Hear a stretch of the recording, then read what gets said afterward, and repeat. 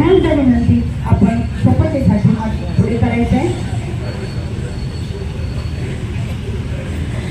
मी आज प्रतिज्ञा करतो की माझ्या उत्तम आरोग्यासाठी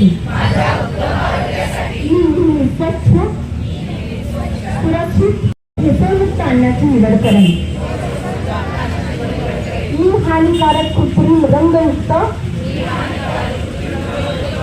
अतिप्रक्रिया केलेले आणि अस्वच्छ अन्न पदार्थ टाळीन. ताजी फळे, भाज्या, स्थानिक धान्य व शासकीय कार्यालये तंबाखू मुक्त तसेच ई सिगारेट मुक्त करेन.